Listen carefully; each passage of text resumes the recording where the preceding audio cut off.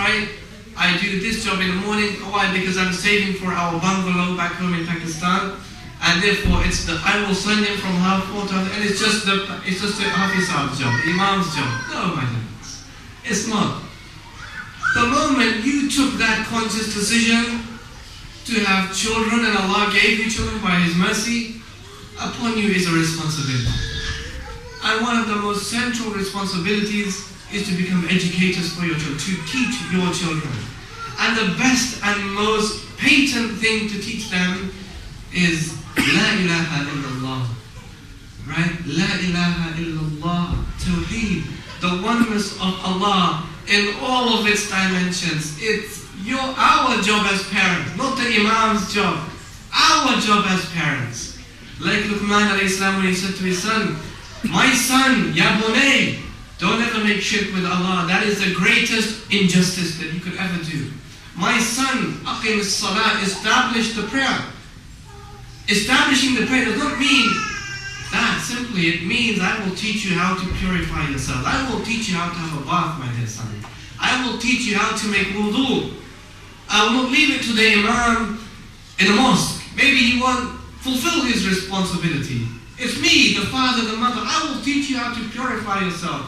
I will teach you where to stand. I will teach you how to stand. I will teach you how to establish the prayer and command the people to goodness and prevent them from evil. When did we ever give our children this noble aim? Really, honestly. When have we ever told them, you know what, my dear son, my dear daughter, you know what your purpose in life is? To worship Allah and to command to the good and to forbid the evil. You are an ambassador for Islam. Right? Like the one Allah described in Surah Ghafir, the man from the family of Fir'aun, يَكْتُمُ إِمَانًا, yet to hide his face. What did he tell the people? يَا قَوْمِ يَا قَوْمِ يَا قَوْمِ يَا قَوْمِ مَنْ يَدْعُوكُمْ إِلَى النَّجَاةِ وَتَدْعُونَنِي إِلَى النَّارِ. My people, why? What is the deal? What is the deal? I call you towards salvation, you call me towards hellfire. Right? And then we think why our sons have become drug dealers. Drug takers, drug users, drug dealers. Why our daughters are removing their hijab. Why our daughters are going with these boys in school. Right? Ya qawmi, my people. مَا يَدْعُوكُمْ إِلَى النَّجَاةِ وَتَدْعُونَنِي إِلَى النَّارِ. What is the deal? I call you towards success, you call me towards hell. We must teach our children. We must give them and inspire them with courage and confidence. We must give them a purpose and a role in life. You be carriers of Islam. You be workers for this religion. You memorize the Quran. You become memorizers of Quran. You become actors of Quran. Like who? Like Urwa bin Zubayr, rahimahullah, who wasn't even Sahabi, but his brothers, his father, his mother was Sahaba. And when he was asked, when he was small, like these youngsters here, when he was small, and all the people are making wishes, Atamanna an amlika Iraq, and I wish I could rule Iraq, Atamanna amlika Hijaz, I wish I could rule Hijaz, I wish I could rule the whole earth. فَسَكَتَ عُرْوَى, the small boy is silent. فَالْتَفَتُوا إِلَيْهِ, they turn to him. وَأَنْتَ مَاذَا تَتَمَنَّى يَا عُرْوَى, what do you wish for Urwa? What's your aim? What's your desire? What did he say?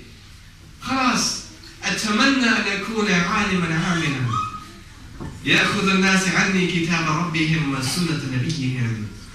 That's my aim, my wish.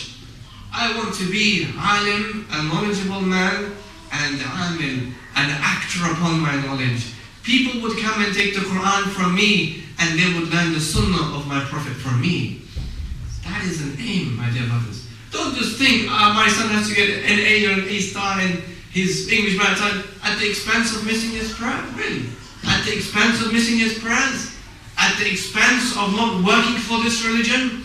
At the expense when the ummah is burning on fire and Muslims are being tortured and oppressed and in captivity? At the expense of all of that, just to focus on getting an A or a B in your exams? We are guilty, my dear brothers. If that's the case, if we rest our case on that premise, we are guilty. But to save ourselves from that, my dear brothers, be balanced. Teach your children to become the most studious of people, to come home with the A's and the A stars, no problem. But teach your children at the same time, Ya bunay, aqim as-salah, establish prayer. 5, not once, not 3 times a day. Oh, my son, he prays when he can, but he's studying these days. Who cares? Who cares, really? Do you think Allah? No. Allah is concerned with our worship to Him. My son, you establish the salah 5 times a day. You call the people to good, you forbid them from evil. وَاصْبِرْ عَلَى مَا أَصَابَكَ. How many times have we told, oh, you know what, my son? It's fine. Whatever happens, it's fine. How many problems in our society? We have teenage suicides. I know because I study them. Teenage suicides because of what? Depression, low self-esteem, obesity, bullying, right? And it starts from things like self-harm, abuse in the home, abuse amongst parents, and that affects the child. The child is seeing abuse, it will make him abusive, or make him the recipient of abuse. If he's seeing the mother taking beats from her husband, or hearing swearing, if there's swearing in the home, the child will begin to swear. It's fact. Because he doesn't understand. My parents are supposed to be educators. If they're swearing, that means I can swear. Right? But teach your children, وَاصْبِرْ عَلَى مَا أَصَابَكَ. Be patient with what comes your way. إِنَّ ذَلِكَ مِنْ عَزْمِ الْأُمُورِ. That is the best recourse. That is the best end. And to go back to the hadith I began with, when he was riding behind that young Sahabi, I think it was Abdullah ibn Abbas or Abdullah ibn Umar, one of the two, may Allah be pleased with them. He said, Ya ghulam, oh young boy, he's a young child. Ihfadullah yahfazak. Keep Allah in your mind. Keep the laws of Allah in your heart, on your limbs, and Allah will keep you. Have we said that to our daughters, our sons? You want to pass your test? Fine. Then don't break your relationship with Allah, because Allah will abandon you. فَالْيَوْمَ نَنْسَاهُمْ كَمَا نَسُوا لِقَاءَ يَوْمِهِمْ هَذَا. Who are those people? A people of what? Those who took their religion as a joke. That's what Allah says. That's what Allah says. Right? وَنَادَى أَصْحَابَ النَّارِ أَصْحَابَ الْجَنَّةِ أَنْ أَفِيضُوا عَلَيْهِمْ مِنَ الْمَاءِ أَنْ أَفِيضُوا عَلَيْهِمْ مِنَ الْمَاءِ أو مما رزقكم الله قالوا إن الله حرمهم على الكافرين الذين اتخذوا دينهم لعبا ولهوا وغرتهم الحياة الدنيا. The people of hell will burn and will have no water from the people of paradise. And the people of paradise will say, Allah has forbidden water for you because you took your religion as a joke, as a play and amusement, and you were deceived by the life of this world. You thought the purpose of life was just to drive fast cars and to smoke a spliff in your life, and to drink once in your life, and to experiment with everything, and to try everything. And so Allah says, today Allah will forget them as they forgot the meeting of that day, the day of judgment. Right?